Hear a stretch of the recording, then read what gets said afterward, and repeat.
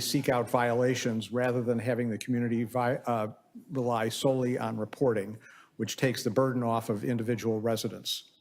A few communities, we are not among them just yet, but I think we're heading in that direction, have started economic assistance programs to help landscapers make the conversion from gas-powered equipment to electric with as much as up to $3,000 per operator.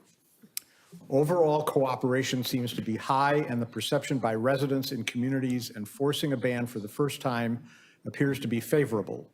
The landscaping industry's principal concerns are costs of conversion and efficiency. Some large companies are actually moving towards GPS-based landscaping operations and are seeking to further reduce their workforce. The use of electric leaf blowers may move them in the other direction, so there's some resistance to that. A few unintended consequences have also been voiced, although purely anecdotally. Some complaints about noisy leaf blower use have resulted in the investigation of people using electric leaf blowers. No citation is given, but this underscores the point that electric leaf blowers may not be the solution to the noise. Although there are many good reasons to move to all electric, the noise issue with gas-powered leaf blowers may be technologically difficult to solve. That is the bulk of what was discussed at the meeting. We're having another meeting in about a year. The city of Highland Park is looking to eventually phase out gas-powered leaf blowers if that is feasible. And I think one of the challenges for us and all of our neighboring communities is to ultimately find a solution to leaf blowers in general and the health and environmental issues that they pose. Thank you. Thank you. Thank you, Councilmember Bloomberg and City Manager Newkirk for representing the city on the working group. Is there any other business from the council? No? Okay. City Manager Newkirk, will you provide the staff report? Thank you, Mayor. Just want to highlight that there are 5 items under the omnibus agenda for your formal consideration. Each of them have a detailed staff report and recommendation. We are recommending their approval. Nothing further from us tonight. Great, thank you. Councilmember Littleroy, you wanted to pull item 3? I think I wanted to pull 3, yes. Okay, and Thank you. did That you, was one that I wanted to ask. that's the one you had a question about? Okay, so I'm seeking a motion to approve items 1, 2, 4, and 5. You skipped. This is from the public. Oh, that, yeah. Okay, this is from the public. Why don't we do that first? Oh, Megan? Do you want to, sure. We'll have management analyst Cherry. Please introduce the next item on our agenda, business from the public. Thank you, Mayor. Thanks. The next item on the agenda is business from the public. This is an opportunity for members of the public to address the City Council on a topic that is within the council's purview and jurisdiction, but is not listed in another location on the agenda. If you would like to speak about a matter that is listed on the agenda, we ask that you wait until that agenda item is called, and we will give you an opportunity to speak then. If your matter is on the omnibus or consent agenda, please let us know if you would like us to remove that matter from the consolidated list so that you can speak about it. Please be aware that business from the public is not intended to be a forum for open dialogue or engagement with members of the City Council. Rather, it is intended as an opportunity to make comments to the City Council. Please do not expect a response from anyone tonight. If appropriate, questions may be directed to the city manager or other city staff. All comments should be directed to the City Council. All speakers will be limited to 3 minutes. We request that speakers refrain from throwing objects or using noisemakers, and that the public not applaud or make other comments after any speaker. We ask that everyone be respectful, civil, and non-repetitive. Great, thank you. Good evening. Good evening. I'm Carl Lambrecht. I live in Highland Park.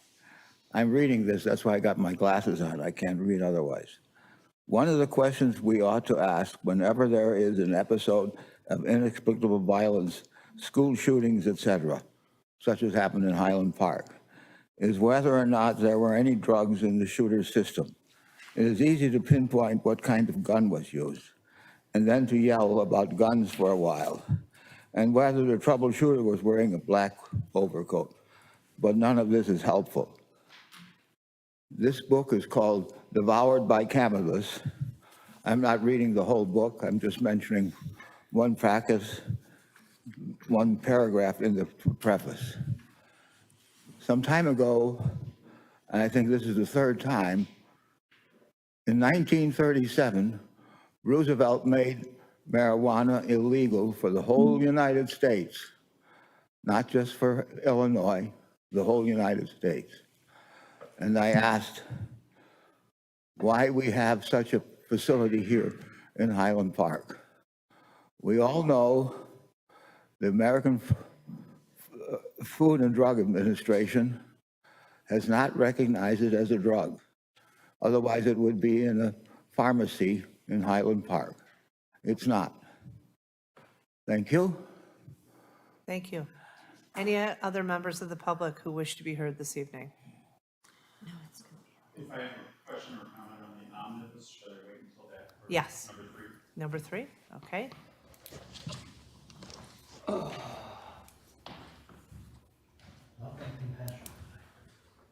Erwin Bernstein. Two subjects. One, on the leaf blowers. I appreciate where you're going with this. There is an exception for golf courses. 5 o'clock, 7 days a week, every morning, they get out with trucks that have the equivalent of airplane engines blowing. It's, people who move into the communities don't know it because they're not there at 5 a.m. in the morning. It was a surprise to me. And I don't know what can be done about it, but certainly it should be part of the discussion because it is very, very loud. It is not once a week. It is every morning at 5. So thank you. On a more important issue, the mayor was talking about gun violence. The week before, or the Saturday before Mother's Day, my wife and daughter and a few other people for the second year in a row are going to be doing a paint a pot to raise money for gun violence prevention. This year they're supporting Sandy Hook Promise, especially with the political climate in DC, education and things other than getting rid of guns are probably the way to go. This program is a not-for-profit, started after Sandy Hook shooting. 35 million people have participated in Know the Signs programs. 1,013 confirmed lives have been saved with crisis interventions. And they believe that 18 planned school shootings have been prevented because of the education that they've done. So if you're looking for a gift for your mother or aunt or anyone else, show up Saturday at Westridge School, and it's a good cause, and you have a nice gift for your mother or a significant woman in your life. So thank you. Thanks. Thank you. Any other members of the public wishing to be heard? Can I ask a quick question about Sure. something you said? Wouldn't the golf courses be subject to the noise ordinance? Because you said 5 a.m.? Sorry? 5 5 a.m. a.m.? for the leaf blowers on the golf course. So there are exemptions built into, there are exemptions built into the The ordinance. noise ordinance. Well, not the noise, yeah, I guess, The yes, landscaping the noise portion ordinance, the of- nuisance regulations. And we did talk about the exemptions and looked at eliminating them for the recent changes that were approved by the city council, and certainly they will be reevaluated again. One thing that we did explore was just understanding that landscapers have to cover, over hundreds of acres using equipment. And if the technology doesn't support the work that they do using electric means, we wanted to just be sensitive to that. But one thing that we looked at was, within so many feet or in the parking lots that they can't use those gas-powered leaf blowers, just given the sound that they generate. We'll certainly look at it again as part of the working group. Thank you. Thanks.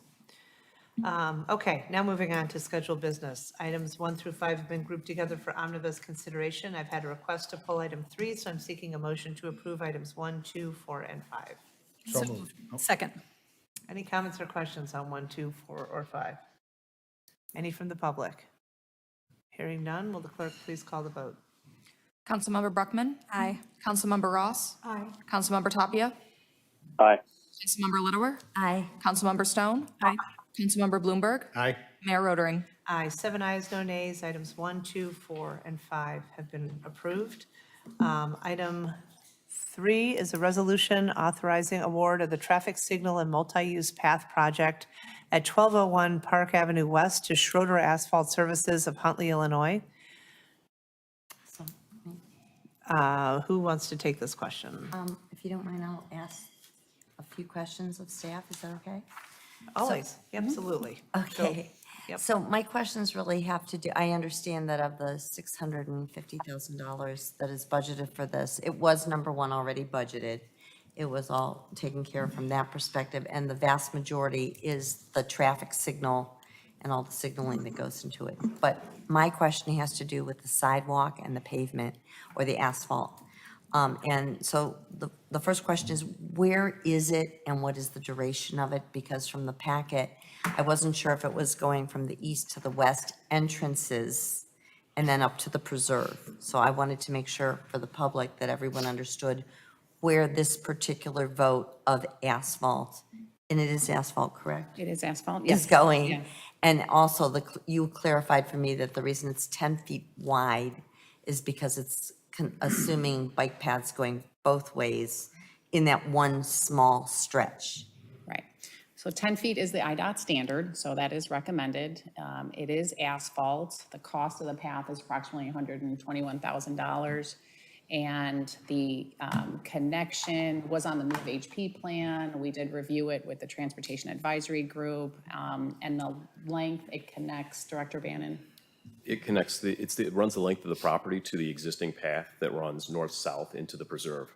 So as part of our complete streets, it made sense. There's a path that runs from like the new bridge area, and it's already a mixed-use path there. And then once it hits the entrance, the first entrance of the parking lot, it turns into a regular 5-foot sidewalk. So it seemed to make sense to continue on that path for the length of the city property. Okay, that's the clarification I needed. Thank you. Okay, Councilmember Ross? My question, and I asked also about this earlier, and I think the sidewalk makes sense for connectivity. My question was, it's not expecting it at this point, but would a traffic study have been, called for when you're putting in a stoplight? It's a good question. So traffic studies, we certainly require as part of plan development, things of that nature. For this site, we did work with a traffic consultant, but we felt the warrants existed. For years, we had heard concerns from neighboring property owners, from people leaving the property, having a difficult time turning left and then going eastbound. With the combination of the rec center, the senior center with an aging population, with special events that take place there, overflow parking for Walters Field, banquets, the preserve. There's significant times where we have a large number of vehicles looking for ingress and egress, particularly egress out of the property. And so we felt that the traffic signal was certainly warranted. Now, could we have done a traffic study? Absolutely, but we felt that it already met warrants based on a staff review as well as working with our traffic engineering consultant.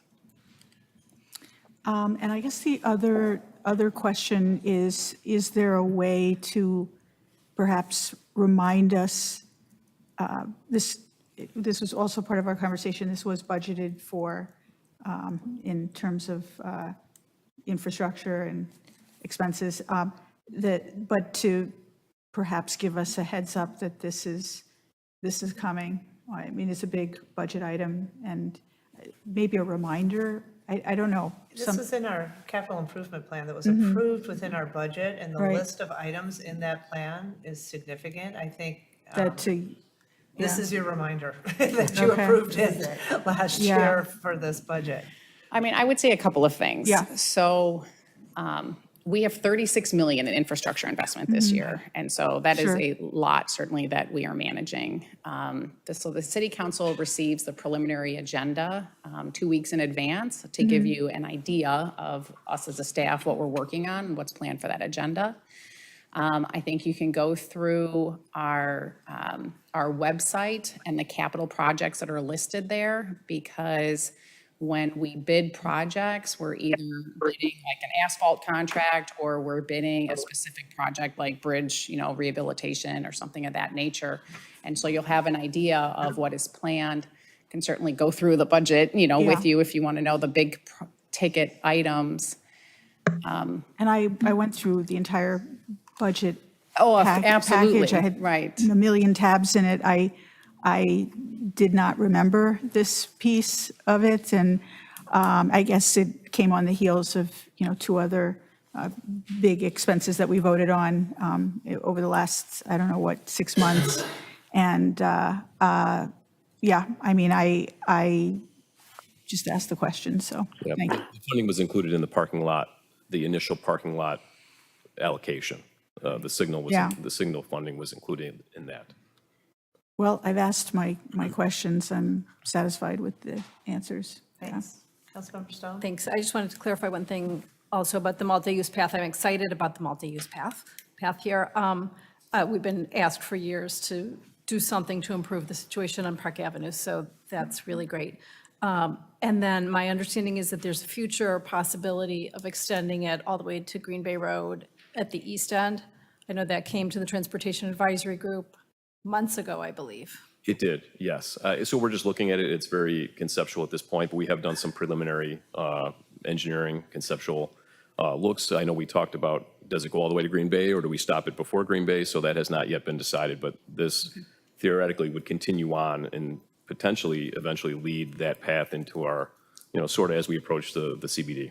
Wonderful. Great, Great. thank you. Thank you. Can I move to approve it? Thank you. Is there a second? I think there's Oh, comments. sorry, comment. Mr. Portman, thank you for joining us this evening. Mark Portman.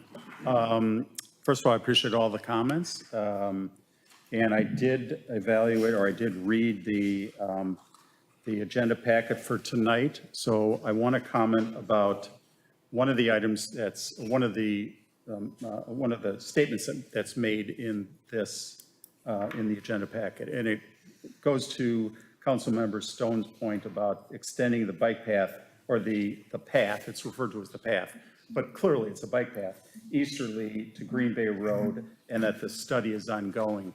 And I just want to say again, because I made these comments at last council meeting, that we're entering a very dangerous period in our nation, where things are happening in Washington with that none of us can anticipate what's going to happen, and what the outcome of the agendas and the budget cuts and the elimination of certain departments. Nobody has any real good sense as to where things are going to end up, and how we, and I say we, all of us, council members and everybody here in this community, is going to be ultimately impacted by what's going to eventually play out in Washington.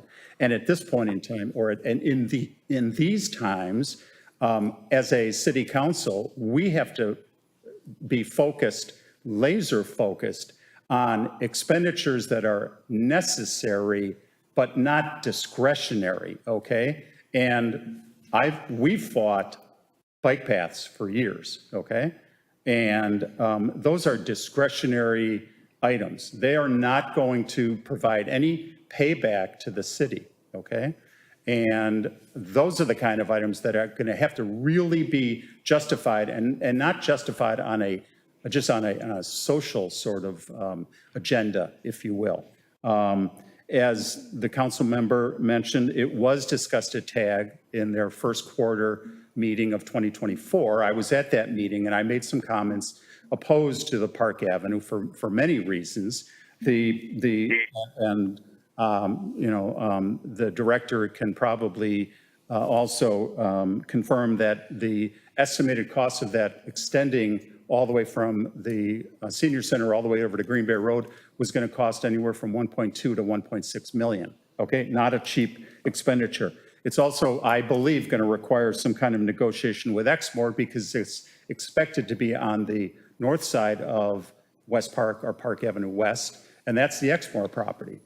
And those people dearly love that barrier, okay? And I know that there are issues of right-of-way and easements and all that goes along with that, but I don't think the city wants to take a heavy-handed approach necessarily. I think you're going to have to negotiate it with Exmoor.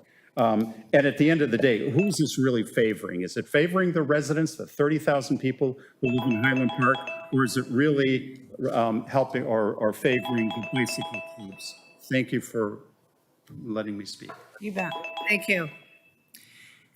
Please come forward if you have comments you'd like to share.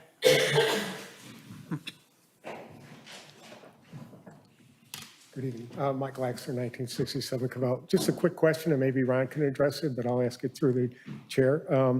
Interested in the timing of that stoplight. I'd be curious what you're going to do late in the evening when you really don't need a full-fledged red light. Maybe you can go to flashing yellow and flashing red at that point, but I would defer to Ron on that question. Public Works Director Bannon? Yes, I don't anticipate flashing yellow or flashing red, but the signal will be timed with the other two signals from 41 and then the one at like the Ford dealership there. And also too, it's on, the new ones are camera activated, so it looks for cars. So if there's no cars exiting the rec center, senior center area, then it'll be green and flowing, so. Yeah. That works? Yeah. Okay, thanks. Any other members of the public wishing to be heard on this item before I call the vote? Okay, we have a motion, we have a second. Will the clerk please call the vote? Councilmember Bruckman. Aye. Councilmember Ross. Aye. Councilmember Tapia. Aye. Councilmember Littleworth. Aye. Councilmember Stone. Aye. Councilmember Bloomberg. Aye. Mayor Rotering. Aye, 7 ayes, no nays, and item 3 is approved. Thank you. We have no other business, so with that, I am seeking a motion to adjourn. Move to adjourn. Second. All in favor, say aye. Aye. Thank you. Thanks, everyone, for joining us tonight. Do you want to announce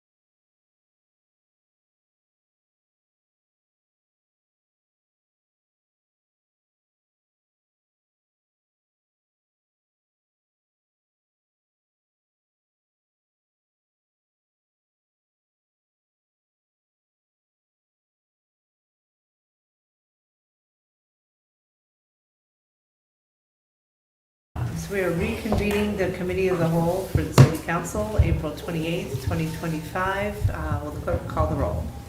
Councilmember Brockman? Here. Councilmember Ross? Here. Councilmember Tapia? Present. Councilmember Littleworth? Here. Councilmember Stone? Here. Councilmember Bluebird? Here. Mayor Rivera? Here, do we need to reestablish Councilmember Tapia as who he is? We do, we just don't have to figure out if anyone objects. We've already done that, but we have to make sure he's still Councilmember Tapia. All right, what's the second best sport after? Give me another hard question. Didn't we call him? Maybe we did. Yeah, We I didn't- understand you have a new nickname. What's your new nickname? My nickname. Yeah, there's somebody new in your life who's gonna call you something. Yeah. Well, no, I don't have a nickname here, but people used to call me Flaco. No. No, I believe. Do you have a new person in your life? Poppy? Are you gonna be called Poppy or? A young person, perhaps? Oh, Forgot all about the little guy, huh? Gigi. Okay, Which is Arabic for, grandfather. lovely, beautiful, congratulations. All right, and nobody objects to you participating, so thank you. We are going to talk about the master plan, and updating the city's master plan is scheduled to begin in 2025 and is anticipated to be a multi-year effort. The staff report includes background on significant work that's been undertaken over the years that provides updates and creates a thoughtful and comprehensive plan on a variety of topics, including but not limited to zoning, business development, arts, sustainability, affordable housing, and other important topics.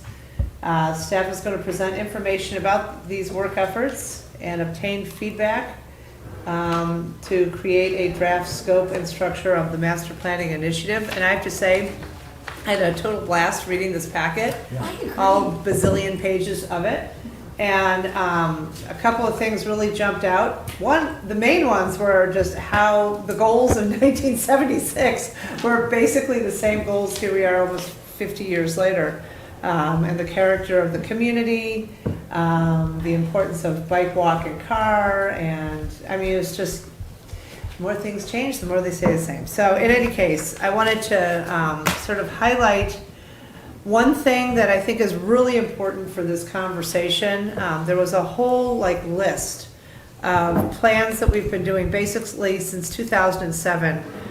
A greenway plan, a bike walk plan, Central District land use and urban design study, Central District zoning implementation project, cultural arts plan, downtown streetscape, historic preservation, downtown urban design, Briargate District TIF, facility condition assessment, City of Highland Park sanitary sewer study, water system master plan update, Briargate zoning initiative, inclusionary housing zoning code amendments, experiential uses zoning initiative, traffic signal master plan, pedestrian overlay district and the change with that initiative, move HP housing program, existing conditions report, storm sewer master plan, business development strategic plan, and then that update of that strategic plan, historic preservation plan, sustainability plan update.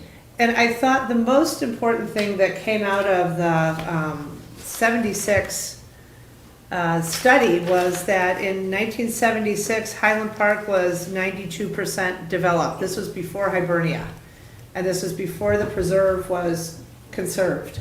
So that says to me that we're basically almost completely developed. So I thought it was important for us, because I know a lot of people like to go, well, we haven't had a master plan, but we're kind of planned, to a large extent. And I think what's being proposed this evening and what's being discussed this evening is important because it highlights those pieces. And thank you, Mike and Steve, for your emails. I appreciated what you said, in terms of what's left and what we need to be looking at. So I don't want us to get all tied up in semantics. I don't want us to be well, it's not a master plan. It's not a master plan because that's mostly planned. And even in that 1976 conversation, they were there's not much left for us to be talking about, so stop falling all over yourselves about this grand macro approach to things. Obviously, you want to be comprehensive. Obviously, we as a group love to look at things in broad broad strokes in addition to the micro. So I'm just gonna urge everybody to just kind of, let go of that like master plan heading and just sort of think about comprehensive planning and the creation of place, not project, right? I mean, that's sort of, as far as planners are concerned, that's always a big goal. And I'm looking forward to a great conversation, although I told you guys it'd be 15 minutes, might be longer. But I just wanted to kind of put that out there. If you didn't have a chance to read all 815 pages of the master plan. But yeah, so thanks, Joel. Take it away. Okay, great. Thank you, Mayor. Okay. It's like listening to the ghosts of the past. Okay. I was like, which one was Mandel? Which one was Brenner? Which one was Margie Weiss? Sure. Even they were not on in 1976. No. Brenner, maybe? No. Was that Lawton? I don't know. Geraci. We'll have to go look at the pictures again. Buhai. Oh, for sure, Buhai, right.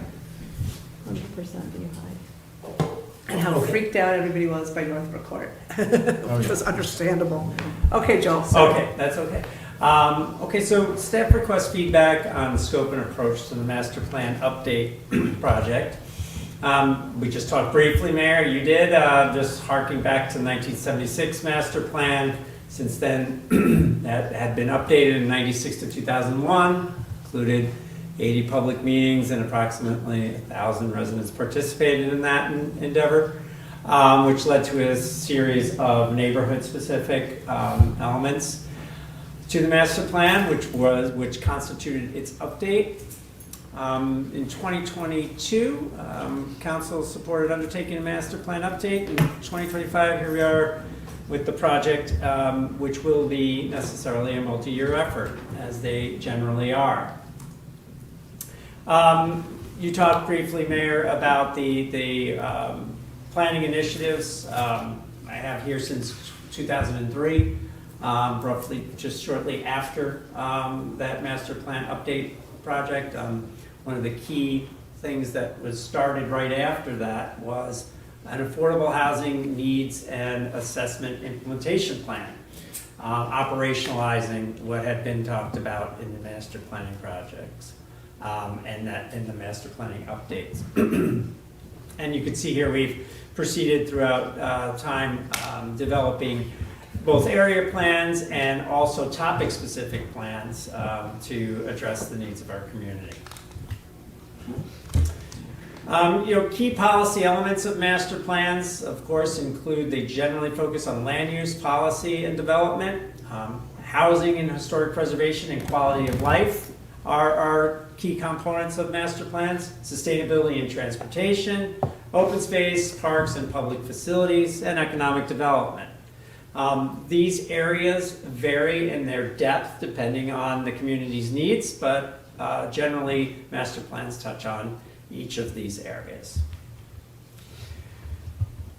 In terms of the master plan update itself, we would like to see that it serves as a vision and a policy guide for the community, providing a comprehensive analysis of land use and development systems and important policy matters specific to the community. The document should document current existing conditions, provide an economic assessment, update policies to reflect legislative changes since its last update, and review of internal inconsistencies amongst various planning documents. Over the years, as you saw, the list was quite long of the planning documents that were undertaken. A real step back, taking a look at the plans that we have to make sure that they are internally consistent and mutually supportive is important. And so edits and trade-offs come when we see plans like that come together, and you see where the intersection points are and also the key trade-offs that one has to make to achieve some goals and perhaps not others. We'd like to examine the specific policies of the plans to ensure their alignment with current needs. Times change, things do change. While a lot remains the same as the mayor says, there are certain areas that change does occur and policy changes have happened. We had, you mentioned Mayor, the POSO downtown. changing economic conditions led to changing thoughts about whether the posto made sense from a land use perspective for our community. Importantly, master plan updates should establish implementation actions. And you can see in our other planning initiatives, we have various things that we have followed up with that are their own planning projects. So for instance, the Downtown Central District Plan, often referred to as the Lakota Plan, was a plan that was developed and completed in 2013. It took several years to develop, started in 2009. And that plan called for a relook at zoning in and around downtown.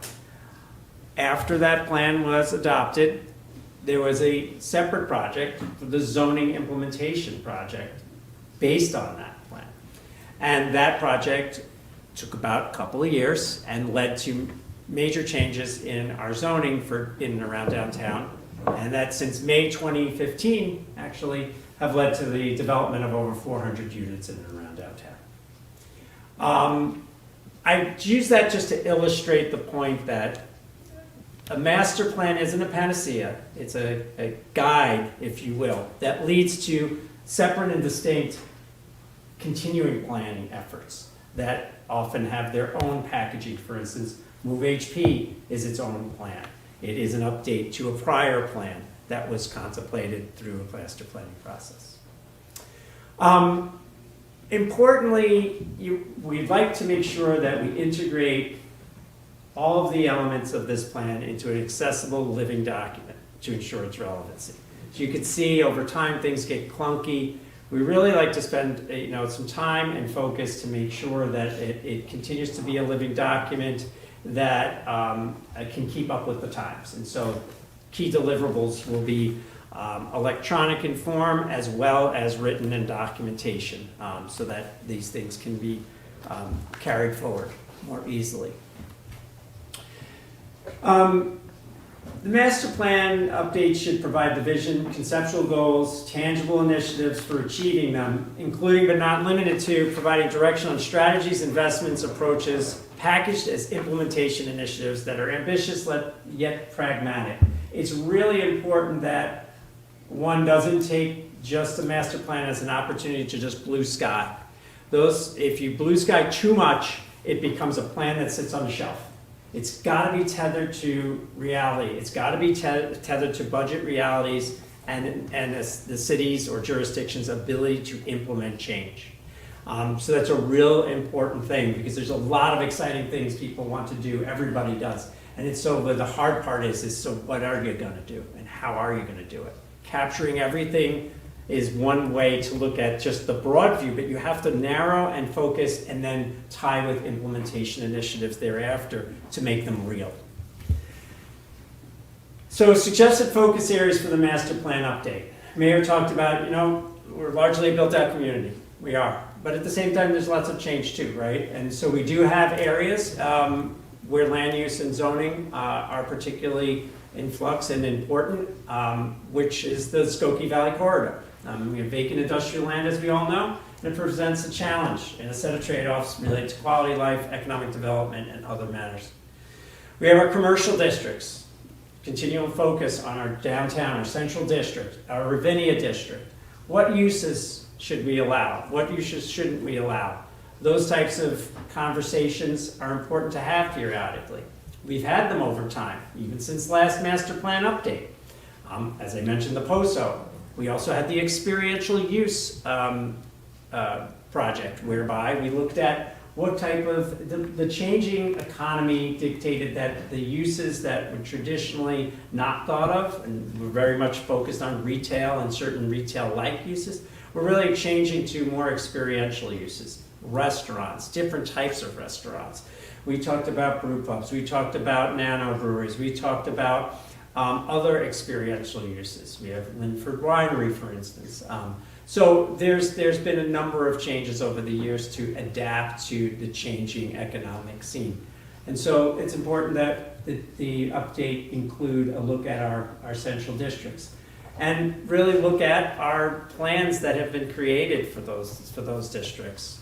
We have done a lot of planning in the Central District, I would argue. And while our master plan may be 20 or 25 years old, hardly been left alone downtown and hardly been left alone in terms of the Ravinia District. Since '05 in the Ravinia District, we have had a TIF district planning process that's been going on that has had a concerted level of effort and investment over time. So those plans are living. They are tied to budget. There has been change over time in those areas caused through our planning process. Highwood border area and the unincorporated area bordering Highland Park. So right now it's not in our jurisdiction, right? They're outside. They would need to be annexed, and that, my understanding from our corporation council, is a dealer's choice, meaning the landowner, which community do they want to be in. So what we're saying here is that although it's been many years and things have not evolved, people thought there would be something, maybe it's going to happen, maybe it's not. We should be ready as a community, and we should talk about it again. It's not that the community hasn't talked about it in the past, we have, but we should talk about it in a concerted way that focuses on not just a particular opportunity or not, but rather what do we see in terms of if it was that a landowner would choose Highland Park, what would we want the zoning to be so that we have at least a community vision about what we'd like to see. We have a general idea, but validating that is very important. Like I said, council has talked about it in the past, there's been discussion, but it's time to revisit and solidify that again. Community facilities and land use. Public activity zoning has been a legislative item that was around not too long after the master planning update and is still being implemented. Sometimes plans don't get implemented the way that initially thought in the big splash way, but incrementalism is a part of planning and how plans do get implemented. In that case, we have implemented in an incremental way because it does involve other organizations, other government entities, and their property as well. We know that our parks have done good planning, our park district, and they have a plan. The master plan doesn't propose to do that work. Instead, it proposes to be informed by it and make sure that the policies and the plans and the plan update are supportive of and reinforced by that other planning. Affordable housing. We have a very robust affordable housing program. We have done numerous things programmatically over the years to improve the program. We have made key strategic legislative changes, courtesy of the councils really being forward-thinking in this area and a leader throughout time, councils before you as well as you. And it's been a real important part of what we do policy-wise from a legislative perspective and a programmatic one. What this would do would be updating that 2003 report that is the basis to have new economic data inserted into this policy, to check on housing stock changes, to check on we've talked about what needs there are over time and how that's changed. And that's really what this would do. It's not intended to redo the housing policy, but it's rather to bring up to speed the fundamental basis reports that you would want to see brought up to current information.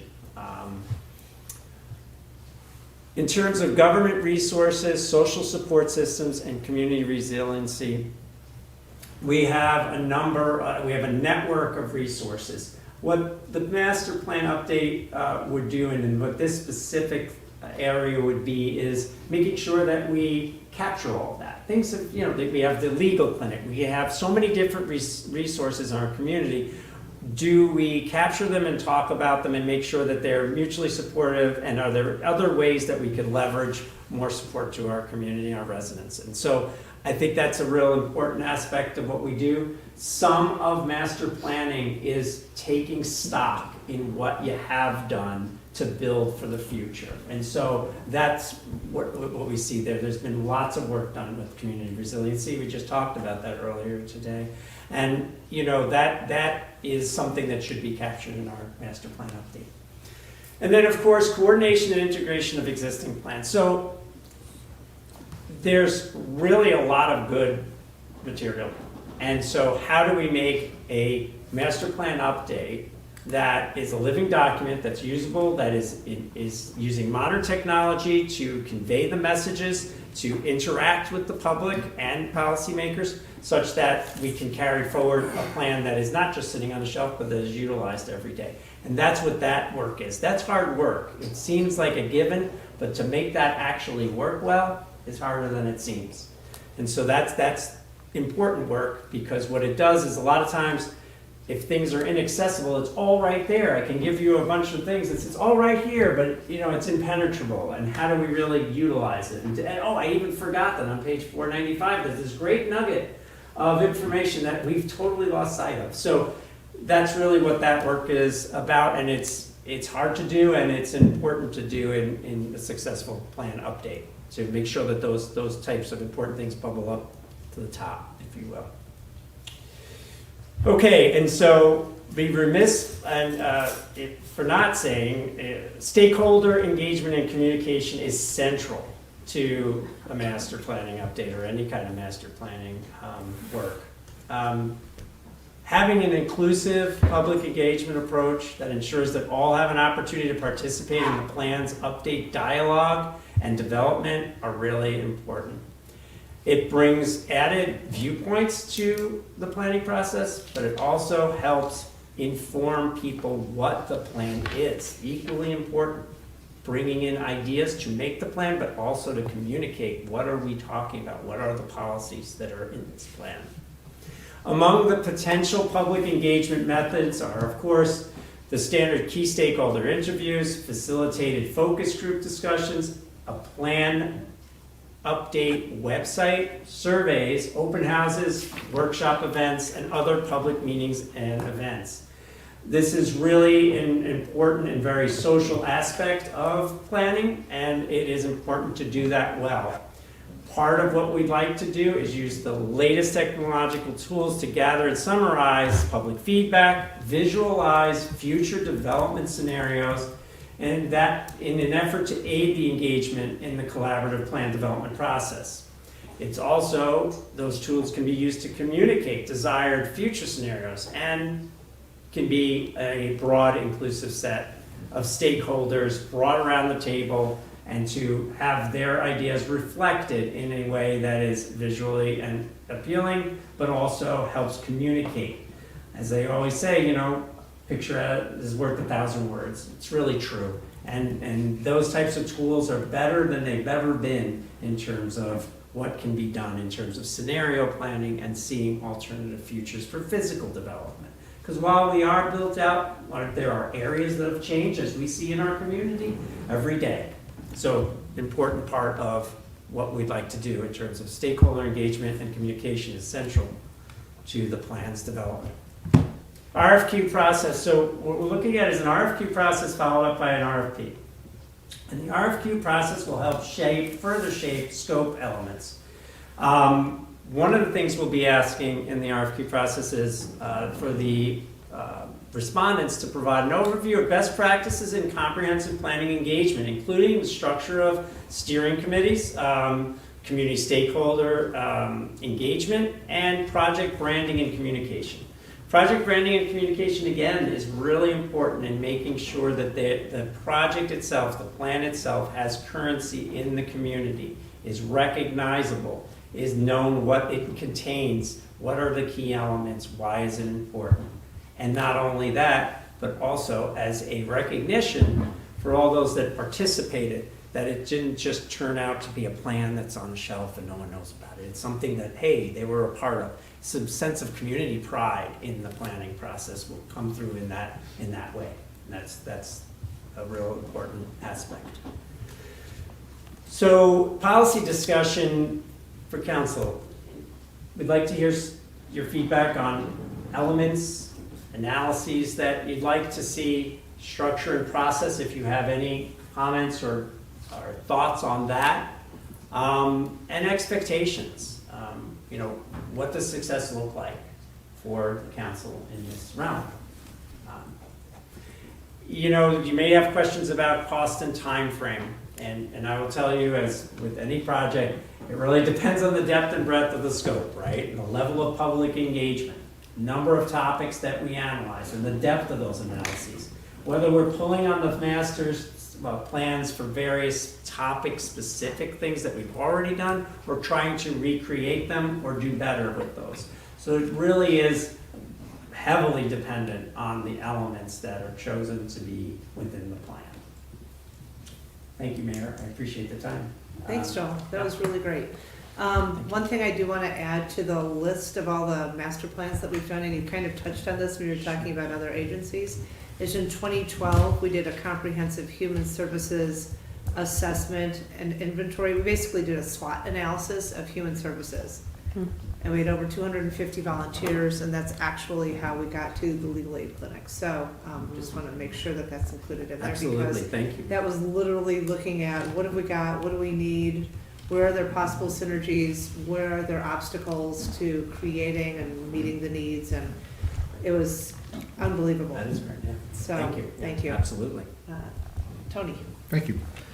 What do you think about the timeline for getting all this done? I see we're going to start with an RFQ, which is absolutely, in my opinion, a great place to start, and go to an RFP. Once we retain somebody to set this process out, hopefully we're going to have a lot of public engagement. And I participated back when Chiorba was retained to do a huge review of the master plan, and that went on for months and months and months, appropriately so. Huge amount of public engagement, different groups of residents who were brought together with interests based on the areas of the city involved or their positions within the city. And then eventually, I assume this would come in front of the Plan Commission to weigh in at some point along the way and eventually work its way to us. What do you sort of envision as the overall timeline? So depending on the scope and depth, at a minimum, anything like this would take 18 months. What I think it will take in this community is 3 years. Just be Okay. straight.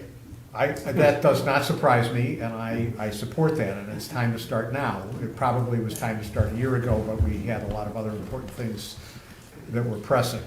Which leads me to sort of a discrete issue. Your department has sort of recommended against including the Skokie Valley corridor. We've had some residents weigh in on that issue, and they're... Don't recommend against including the Skokie Valley. Oh, okay. Just, no, not at all. That's absolutely should be in there. Okay, What so- we're saying is, we currently have a plan development application before the Plan and Design Commission, which will Right. follow its way to you as a body for decision-making. And so while to respect that process, that is a legal zoning process, I would not begin to do a master plan for that area that includes that subject property that is now under that plan unit development consideration. Right. I think my point is that process, as involved as it has been and will continue to be, should be completed by the time we get to that in the master plan process. That arrange that, yeah. proposed development, which is already getting a fair amount of public input, I think that's going to be decided one way or the other. It's eventually going to come in front of the city council, probably before we get even to community input in the master planning process. My guess is that we probably won't even have an RFP responded to by the time that proposal is either accepted or rejected. So the planning process and the master plan process are separate processes, but that property will either be developed or the proposal will not succeed for one reason or another. So I wouldn't want to hesitate to think about it, but it isn't really going to come up relative to that proposal at all right now. Yeah, thank you, Councilmember Bloomberg. So one thing that we just do want to emphasize, we are looking and recommending the Skokie Valley corridor as a kind of a project or review area. We do think that's worthwhile. One thing that we've just been careful of, and very similar to the habitat application for Solo Cup, is if we focus on specific parcels. So for example, where the former Toys R Us is, if there's an interest in just looking at that parcel, and we have with that owner, we just want to be careful that we're doing it in concert with the property owner. Because if we start looking at, well, let's look at different land uses and changing your zoning, and they're like, I don't want to change my zoning, I'm marketing right now for a specific use. That's where we just need to be careful with the property ownership for these large expanses of property. But certainly the corridor, and we've, reviewed the comments made by a number of residents that we received today, and we agree that the totality of the corridor and looking at redevelopment opportunities and vacant properties would be worthwhile. So that's essentially what I'm saying. The planning process relative to those properties is happening and isn't going to be affected in advance of that process. It's not going to be affected by the master planning process. When you look at an individual property, it's generally been the policy of the city council not to rezone an individual piece of property proactively, because it affects the property property owner's rights without understanding what may be at risk or at benefit or detriment to the surrounding properties. And then once there's an application to do something relative to the property, then we consider that as we're doing. I know hopefully you've weighed in on what is proposed, and you'll continue to weigh in on that, as most of the residents have. But my point is, by the time we get far enough along in the master plan process that those properties would be part of a considered area, the planning process will be concluded. Right. And either we'll have some form of the development proposed for the Solo Cup property, or we won't. And if we don't, then we can include that property, not specifically, but in the overall planning of the Skokie Valley area. Yep.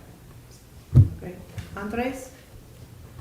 Yeah, a couple of things. One, continuing the corridor in 41, I also have the same kind of more immediate concerns, even though it dovetails into a master plan, that, we have struggled a little bit with taking one decision at a time and not, and different decisions. And here's one where there's something interesting happening there at the Solo Cup property. Great, we're going through the right process. Great, it's all good.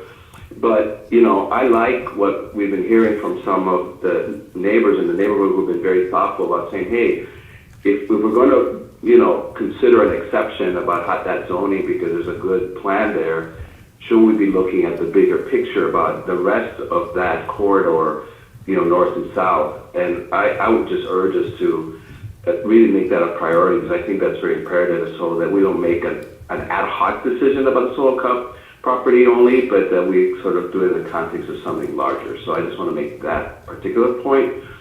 And considering the master plan RFP, I feel that we're missing a series of maybe a process aspect that is about going through an exercise about the kind of city we want to be today, the answer to the question today about the kind of city we want to be near, medium, and long-term future, so that whoever ends up getting the master plan RFP has a sense of the identity of the city currently, but the identity of the city that we want to become, if we want to become anything different than what we are today. I'm not presuming any answer either way, but I think this is a good moment to really ask the question. There's a lot of changes in the world and society and technology and environment and people and migration patterns within Chicago and suburbs and city.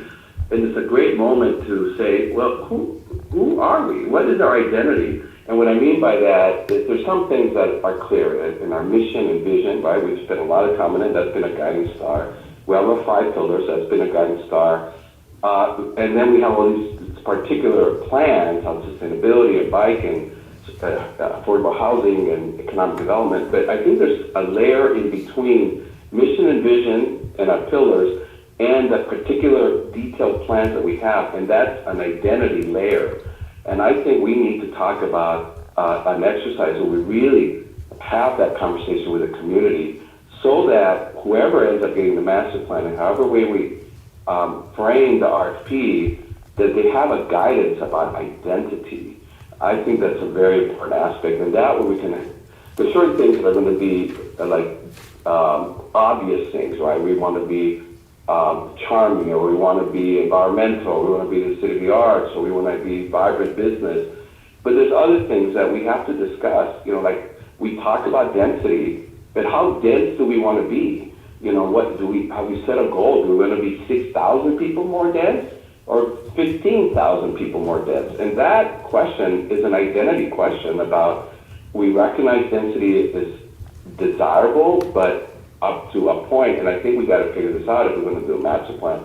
Same with economic development, and same with, we say family friendly, but what does that mean? We often say it's a family friendly place, but there's not much place for young people, like under 10 and then teenagers to spend time. So is that the kind of city you want to be? A city that's very attractive for young families, but also that it's a place that young people want to hang out in, et cetera, right? I think there's a bunch of aspects of identity and who we want to be that somewhere in this conversation, I just want to put a placeholder on that and say, where do we answer that question, and what is the process for answering those questions? Did you like what you saw in 1976? I don't know Did I like what? if you looked at it, but they talked about healthy, well-housed, green, meeting needs of all ages, no excessive financial burdens. Those were their goals in 1976. Well, that's beautiful, right? But that was back then. But okay, some of those things will remain. Right. But I think we got to ask the question, right? Who have we been? How much of that continues? And how do we evolve, because the world has also changed? Absolutely. And I'm not being, silly. I'm just saying that's what was there 50 years ago, and there seemed to be a lot of overlap still with, we are, a community that wants people to age in place and wants to celebrate our young and all of that. So I think, it's a question maybe almost of template and format of how you want to kind of set out those aspirations, and then how do you want to pursue them. So thank you for raising that. Mm-hmm. Okay, you were next, I believe. Yeah. So, I too, first of all, as much as a couple weeks ago, I was dying by the size of this packet.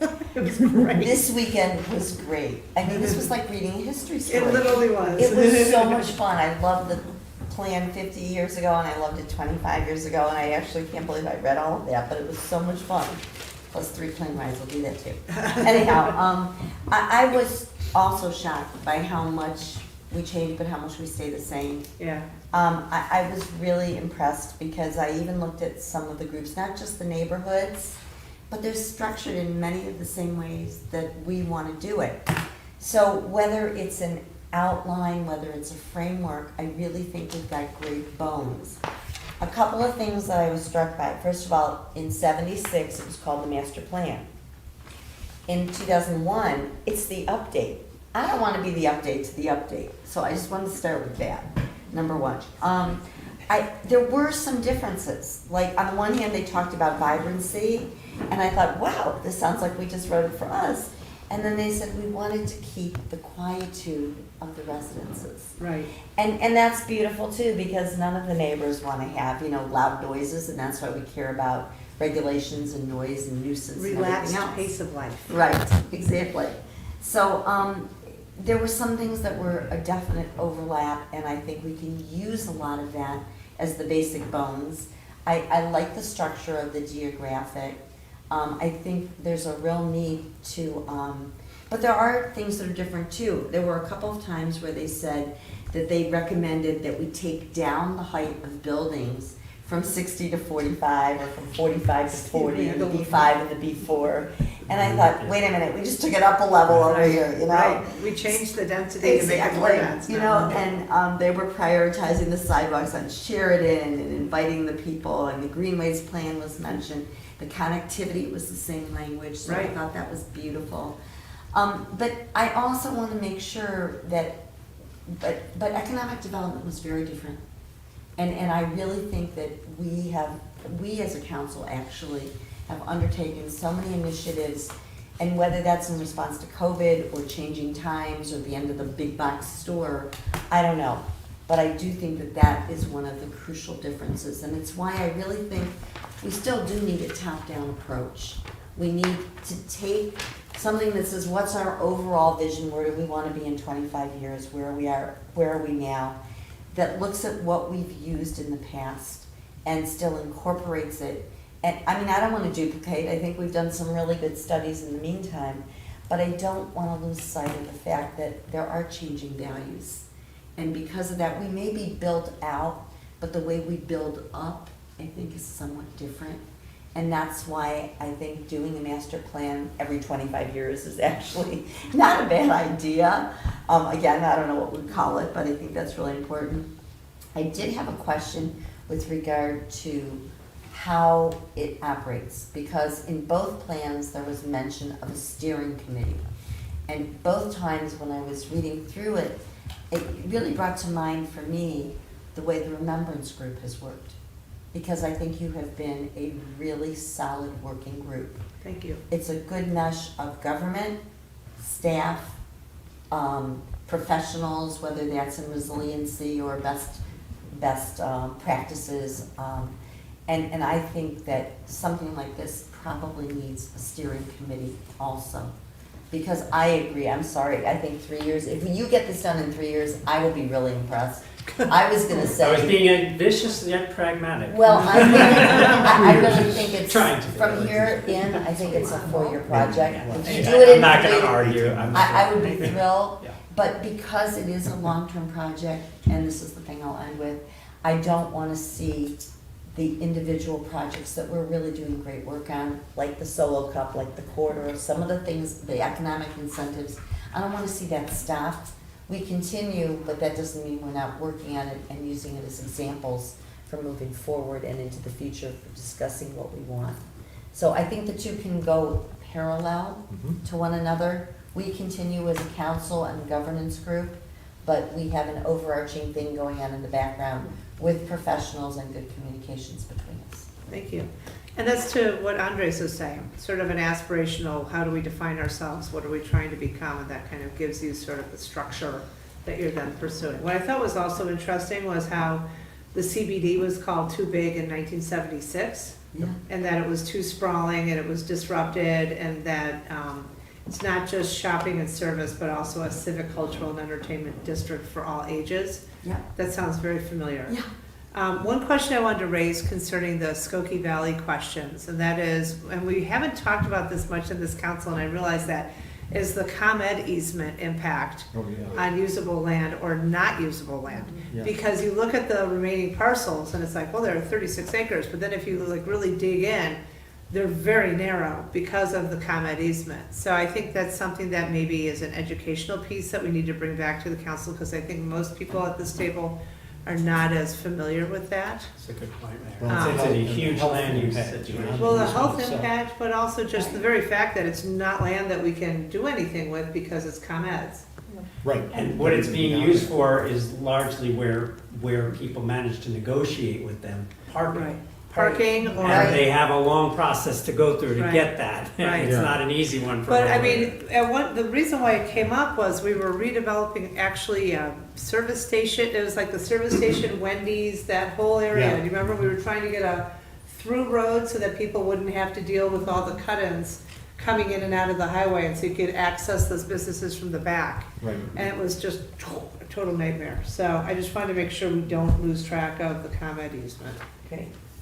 Anybody else want to, for a sec?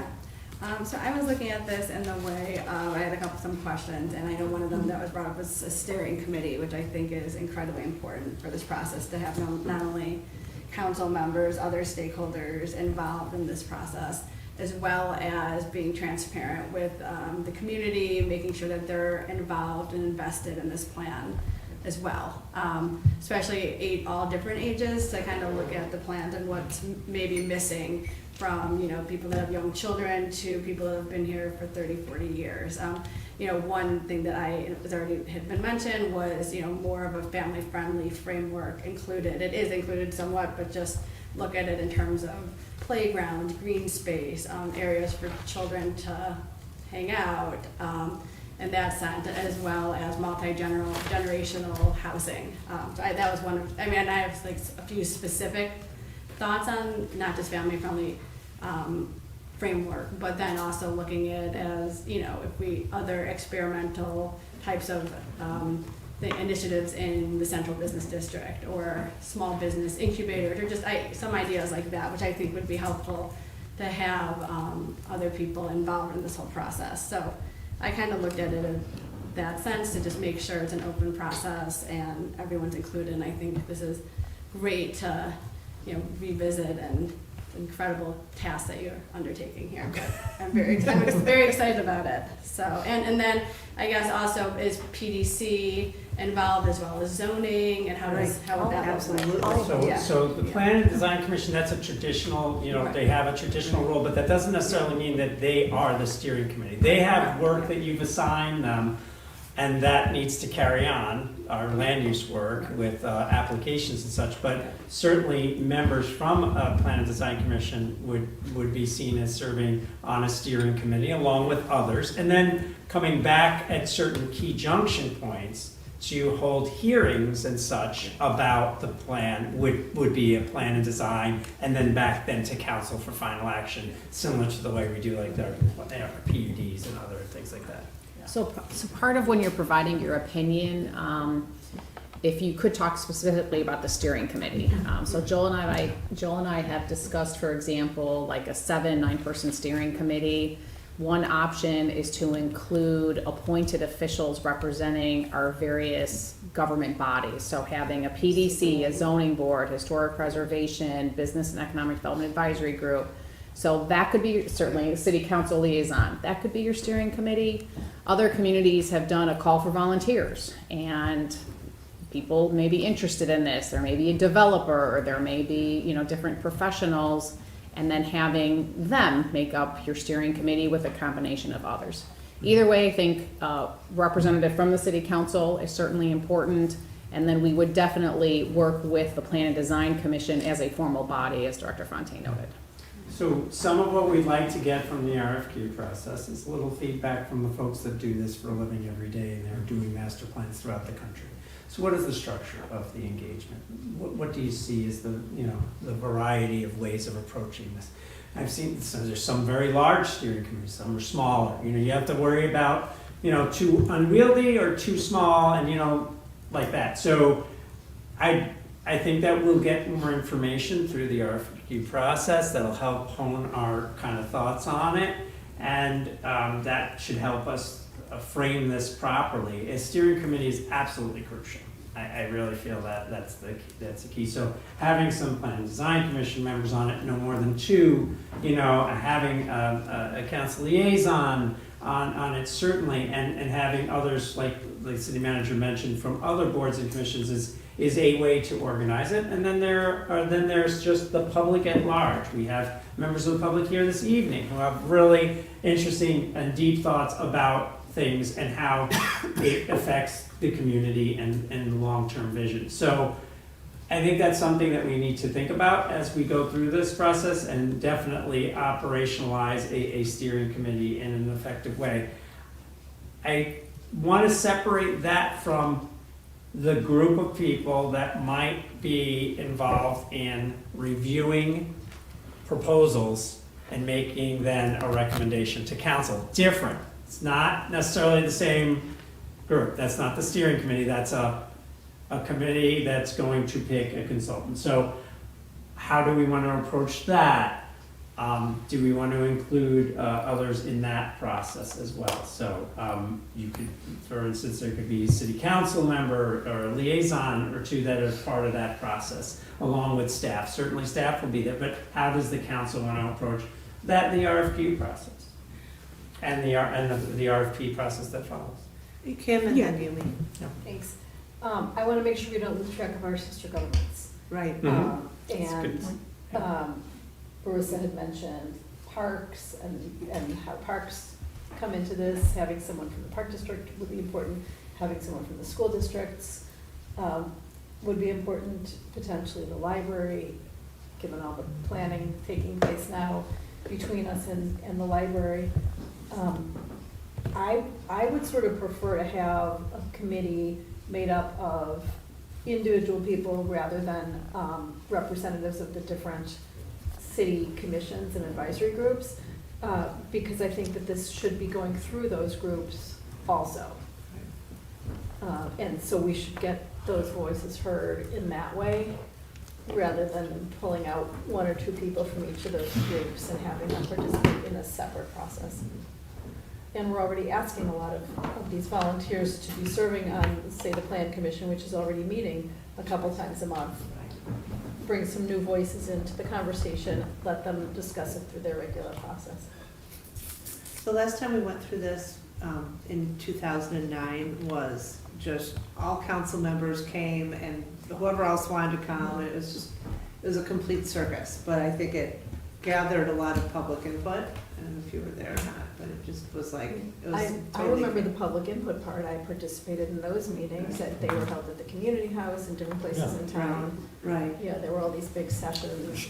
exactly, charrettes, yeah. And that took about 4 years, right? Took 100 years. Okay, you, me, and then. 5 years. I actually had it on my list as well, our sister governments, I wrote that down as well. Park District, 112, 113, Library. The Park District, as was mentioned in the packet, is going through its own master plan project right now, Green Print. I forgot the subtitle of it, but they have a very nice subtitle. And I mentioned, because I've been to 2 of their meetings on their master plan process, that I hope that they'll have at the table our city manager or somebody from city staff, that these processes not be siloed. And again, I guess I'm being repetitious here, but taking stock of, well, actually, that's what you said, taking stock of what has been done. But, you know, District 112 is right now completely renovating pretty much all of their schools. And I'm going to jump around here. As far as the steering committee, the different committees, I mean, it should be as a diverse group of talents on these. And I realize it's not a very good comparison, but a little bit of a comparison. When 112 did its strategic planning process many years ago, there were actually 20 of us on the team, and it was really well managed. We had a deputy chief of police, we had high school, we had so many different, military was represented. That's another component actually that might be interesting.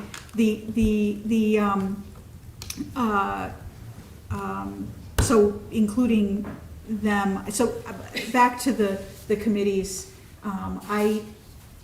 I think more thought needs to go into the composition of the committees, but I feel like maybe an application process where people, are submitting their backgrounds. We have incredible people in this community with, amazing knowledge and background that I don't want to miss.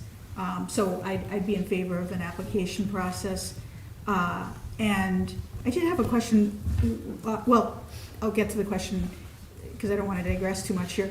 I would say that, in my opinion, I wrote down, why not every 5 years? Why, and you might shudder at that thought of every 5 years a master plan, but revisiting what we're doing, a check-in, every 5 years, as opposed to, this big gap of time.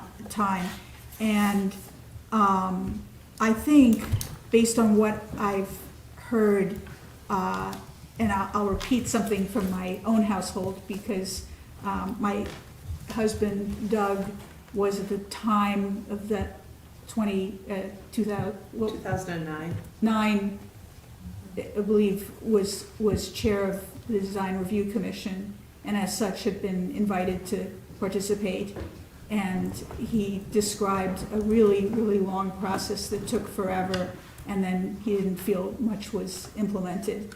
And he said that to me, so that kind of really stuck in my head, that we not take forever on this, that we get as quick a turnaround as possible and get some, stuff done. And I want to say too that we have large tracts of land that the city owns in the form of parking lots. And I have mentioned this before, but this seems like a good opportunity. Developing, I know there's a way to develop them where, we could still preserve a good deal of the parking. Right, use the air rights above and create housing. Build above it. We could still have, grade level parking, but attract, some really desirable businesses, do some developments there. I think that's something we really should be taking a serious look at. And just FYI, and I realize this doesn't seem terribly relevant, that Apple closed very sadly at Northbrook Court. We tried to get them to come to Highland Park. Right, and I'm just talking, to staff there, it was just sort of interesting, because they said, the word is that they really are looking for another location. This is something that they are very seriously looking. They're looking for communities that share their values.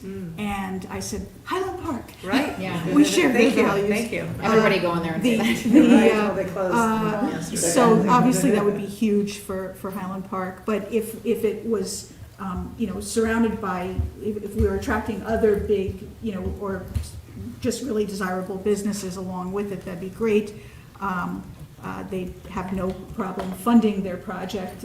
That's gonna get easy funding, not to mention that they have a ton of money. I'd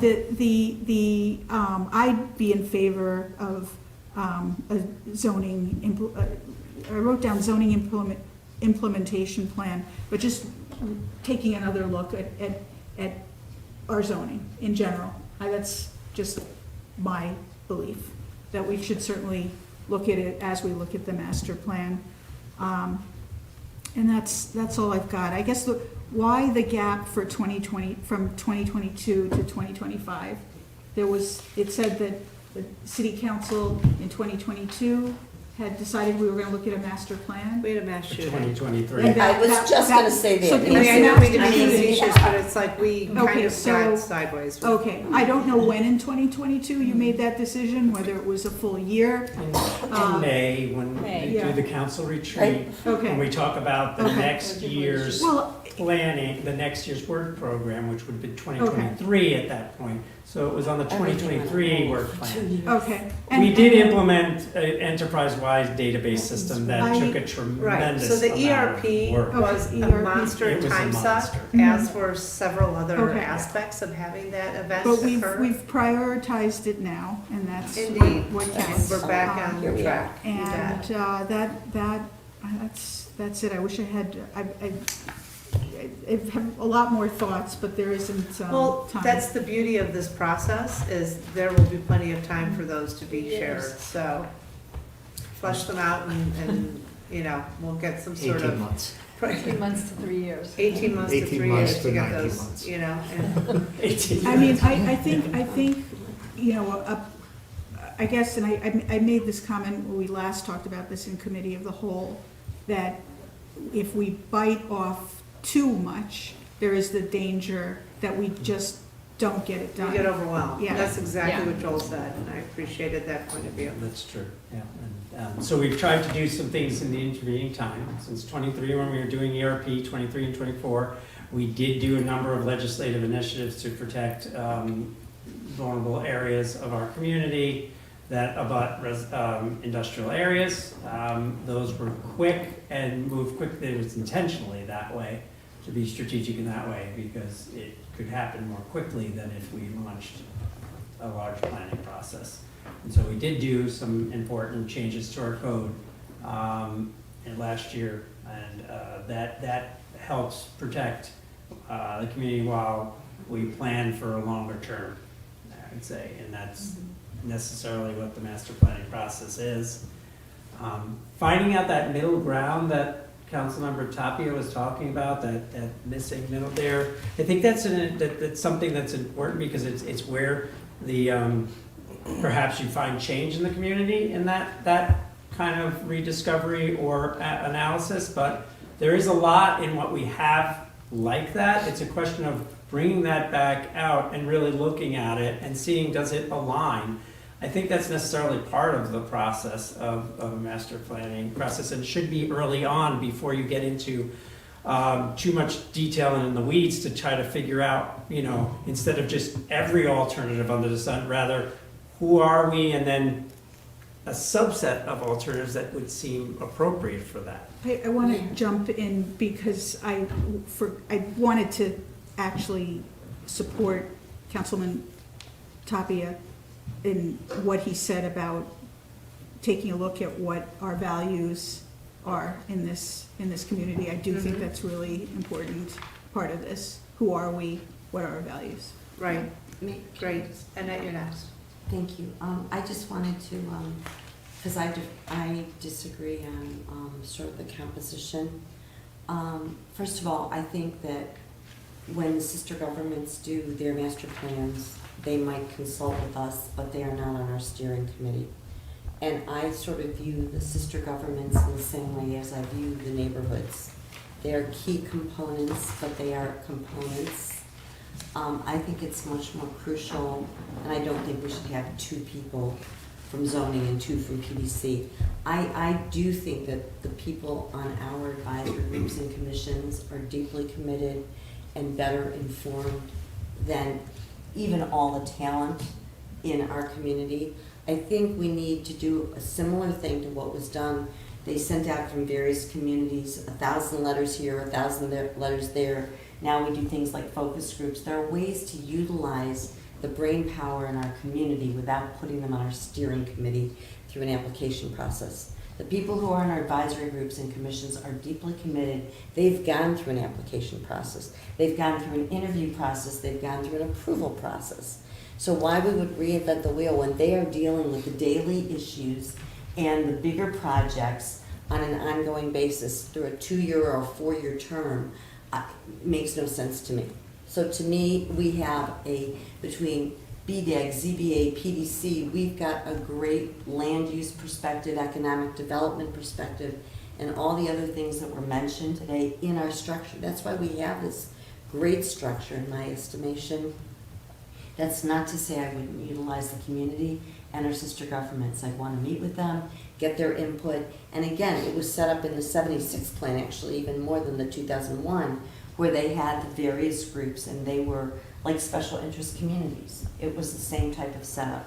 So I would definitely utilize their input and beg for it, but I think we have a really good structure, and I would like to see the group stay small. And again, I'm going to turn it on the remembrance group, but this is a success story, and it's successful because it's small, it's specialized. That doesn't mean you didn't have, 900 surveys? Right. Okay? You didn't reach out one-on-one and talk to and interview and do focus groups. We can do that without being unwieldy. And that's what I'd like to see, is a smaller steering committee. That doesn't mean there aren't specialized committees and groups. But I just wanted to make sure I put that point of view out there too. Thank you. Tony?